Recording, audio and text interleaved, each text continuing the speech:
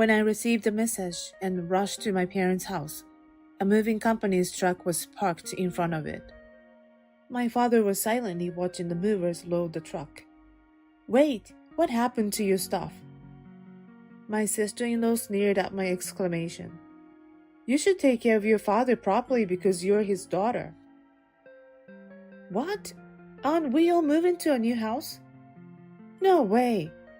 Why should we have to take care of an old man with dementia? You take care of the rest." Both my brother and mother were just quiet. Though my father was going through this, they were just watching and smirking at him. "Wait, what does this mean? What will happen to Dad?"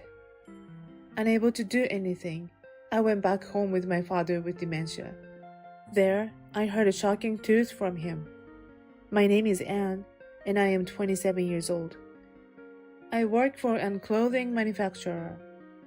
After graduating from university, I was hired by a regular company, but I wanted to work in the fashion industry, so I changed jobs. It's a busy everyday life, but I'm satisfied with my current life. Actually, my father's encouragement was there when I decided to change jobs. When I was thinking about quitting my job, he told me this. "And there are countless jobs out there, so there's no need to stick to one you don't want to do, right? Times have changed. Don't say it so simply."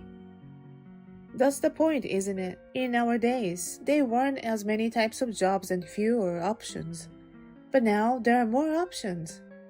That might be true, but in the past and even now, there are few people who know what they want to do as clearly as you do. If you have a job you want to do, wouldn't it be better to act honestly on your feelings? Dad. His words at that time resonated strongly with me. As he said, not everyone is doing the job they love. Some people are fulfilling their dreams. Others work only to make a living. I was the latter. But if you have a job you want to do, you should act honestly on your feelings. It was a realization that came from his words. From that day on, I seriously started job hunting. As a result, I was able to work in the fashion industry, which I still love. And I am very grateful to my father. It's been about 3 years since then. I have been living busy days and haven't been able to go to my parents' house. I was thinking I would go back when my work calmed down. That's when I got a call from my mom. "Wait, Dad has dementia?" "Yes, his forgetfulness has been particularly bad lately." "You haven't had him examined at the hospital, have you?" "We haven't, but it suddenly got worse recently, so I'm sure it's that. I'll definitely come back at the end of the month, so please wait a little." "Okay." The dementia of my father, as suddenly told by my mother. After ending the call, my hands were trembling in surprise. I couldn't believe that my father, who was always so solid, had dementia. I want to believe it's a lie, but Mom also said he's been very forgetful. I need to go home and see for myself. The next day, I started working desperately. Despite it being the busy season and having a lot of work, I worked overtime every day to go home. I kept in touch with my mother and asked about my father's condition. Meanwhile, it seems that my brother and his wife suddenly started coming to my parents' house. My brother Kenneth and his wife Marie live about 30 minutes away by car from my parents' house. Unlike me, who take over 3 hours by train, they live close by, but as my mother said a little while ago, they never visit. I wonder why they suddenly started coming to my parents' house. As the question grew, my mother joyfully said during one of our phone calls, "Kenneth and Marie came today too." "Wait, they came today again?" "Yes, they are both worried about your father." "They are worried?" "Well, there's a suspicion that he has dementia, so of course they would be." "Well, yeah, it's normal to be worried. But that would be under normal circumstances. My brother, to put it bluntly, can be cold-hearted. Ever since we were young, he's had the habit of looking down on people. and he said a lot of terrible things about me. His wife Marie, whom he married, is the same type of person. She looks down on everyone around her because she's beautiful. I tried to get along with her when they first got married, but I realized that it was impossible to get along with someone who could so casually badmouth others. They only come to my parents' house when they want to borrow money from my parents. They didn't even show up when my mother was injured a few years ago. I wonder why they will repeatedly visit my parents' house for my father. What are they thinking? My father hasn't even had a dementia test yet. He hasn't contracted a serious illness, so his life isn't in danger. Still, I was suspicious of them, who frequently visited my father. 2 weeks later, after finally getting a long holiday, I hurriedly went home. As soon as my sister-in-law saw me, she immediately made a sarcastic remark. "Do you understand your father's situation, Anne? Isn't your arrival too late? I've been swamped with work, but it seems normal for an elderly person to be forgetful." "What? That's cruel for a daughter. I feel sorry for your father. It seems like you too have been frequently visiting my parents' house. What happened?" "Nothing really. Anybody would be worried and want to visit if they knew their father-in-law has dementia, right?" My brother nodded at her words. As we were talking, my father appeared. The moment he saw me, his face lit up and he happily called my name. "Long time no see, Anne. Welcome home." "Dad, it's been a while. Are you feeling okay?" "I'm perfectly fine. Everyone is making a big fuss over me just because I become a bit forgetful." "That's right. You're already over 60, and it's normal to start forgetting things." That's a mixed feeling of happiness and sadness." Seeing him looking so healthy, I feel relieved. To be honest, I was not at ease. Even though I thought everything would be fine, deep down I was worried that he might even forget my face. But when I talked to him, he seemed fine. Then my father said, "Now that Anne is here, let's have lunch," to my mother. Then my brother said to him with feigned ignorance, "What are you talking about, Dad? We just had lunch." "Huh? What are you talking about? We've only had breakfast so far. We all ate just before Anne arrived." "Don't lie, Kenneth. You must be hungry too, right?" "Dad, your dementia is progressing." "I've told you I don't have dementia. I might forget things, but I certainly wouldn't forget having a meal." Seeing my father getting angry, I became very worried. That's because before I came home, I had been doing a lot of research on dementia.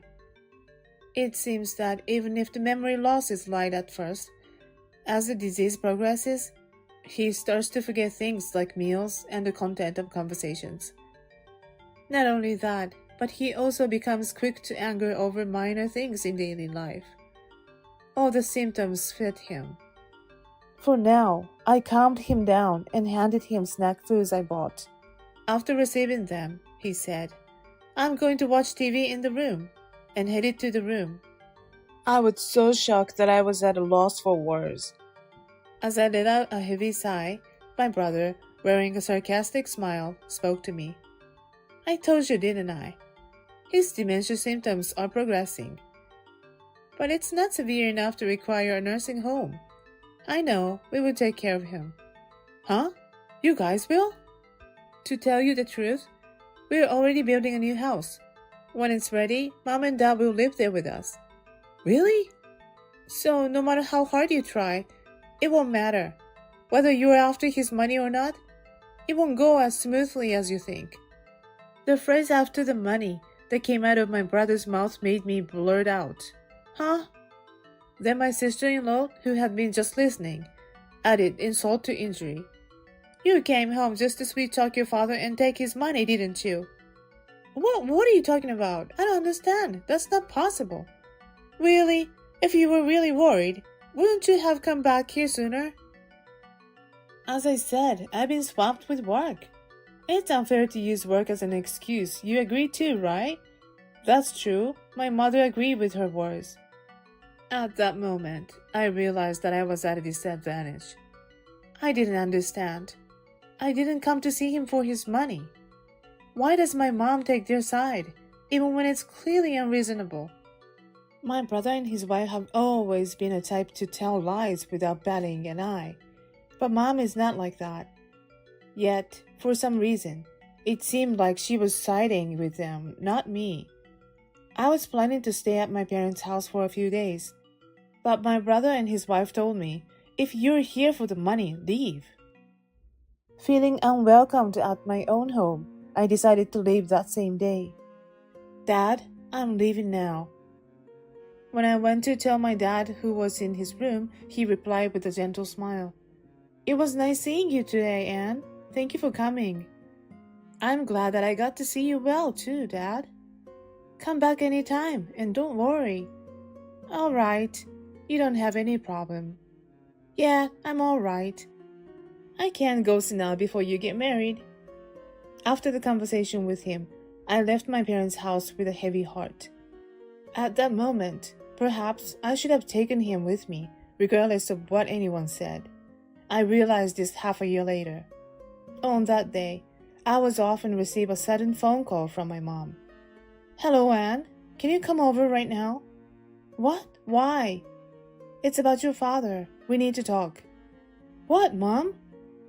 The call had already ended, and I could only hear the sound of a disconnected phone call. I rushed in a taxi to my parents' house to see a moving truck parked outside. Under my mother's instructions, the movers were taking one thing after another out of the house. It seemed like only my mother's things were being moved.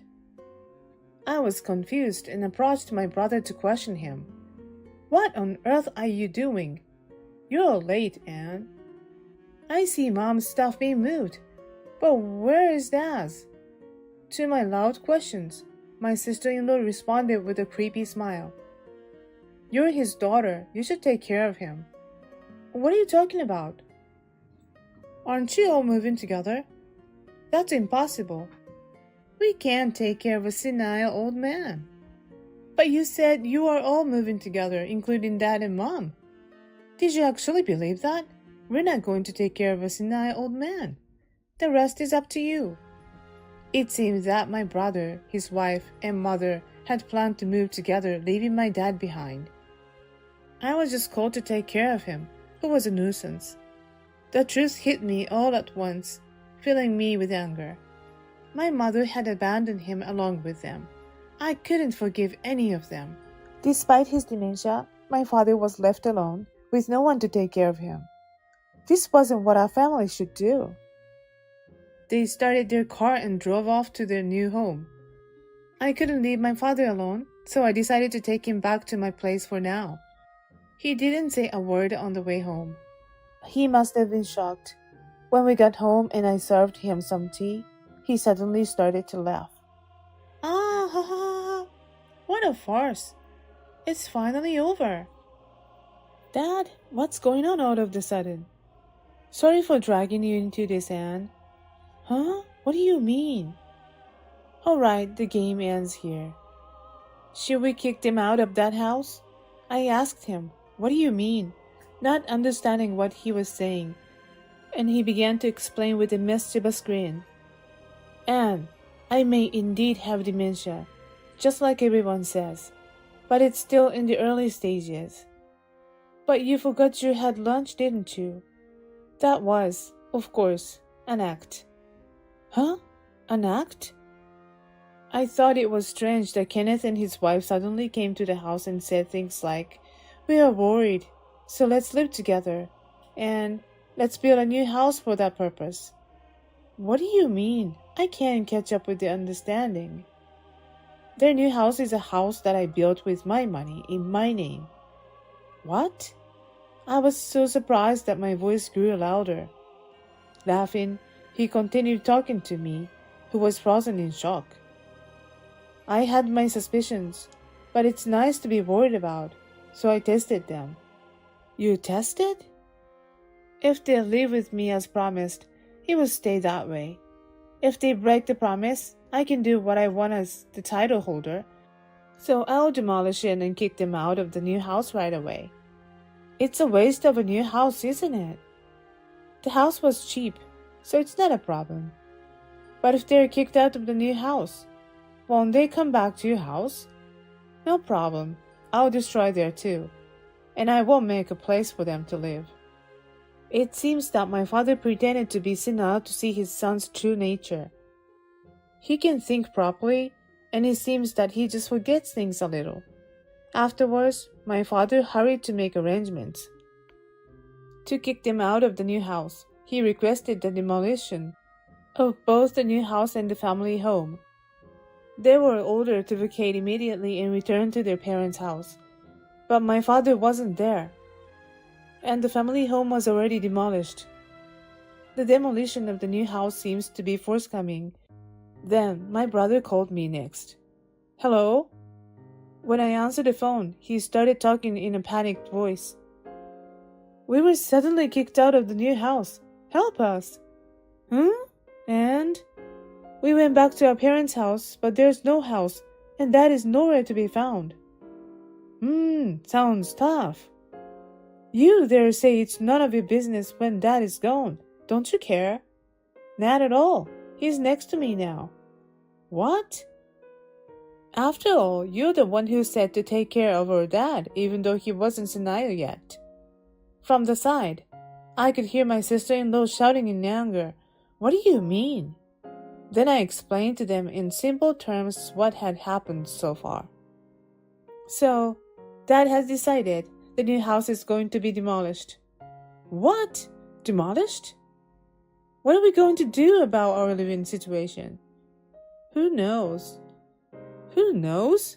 Without a place to live, we'll end up homeless. You should let us stay at your place. At her ridiculous statement, both my brother and mother also responded in unison. I was too astounded to even get angry. I told them straight. It's all your fault. You lied to Dad and deceived him. Once you had what you wanted, you just discarded him. That's why this happened. And yet, instead of apologizing, you complain. Are you out of your mind? So if we apologize, that's fine, right? So help us. No way. There's nothing good in helping. I haven't forgotten being accused of being after the money. Neither Dad nor I will ever forgive you. Why don't you three try to rack your brains together and figure out what to do next? Good luck. Wait, hold on. She was still saying something, but I hung up the phone one-sidedly. I then blocked their numbers and cut off all contact with them. Apparently, they, who had lost their home, were living in an internet cafe. But because my brother couldn't rest properly and wasn't eating properly, he started to be late and absent from work more and more. As a result, he was deemed negligent in his duties and was fired from his company. The three of them are still living in the internet cafe, and my brother and his wife seems to be getting by with day labor jobs. But of course, they're not making much money. And it seems hard to even maintain this difficult lifestyle. I feel good. The punishment for deceiving and betraying their family was duly meted out to them. After that, my father moved into the new house where they were supposed to live. He seems to have decided not to demolish it since he is going to live there himself. The reason he has a caregiver coming during the day is to help manage his dementia. Right now, his symptoms are mild and he doesn't have any problems with his daily life. From now on, I'm thinking of taking regular time off to visit him. It's the only way I can fulfill my filial duty.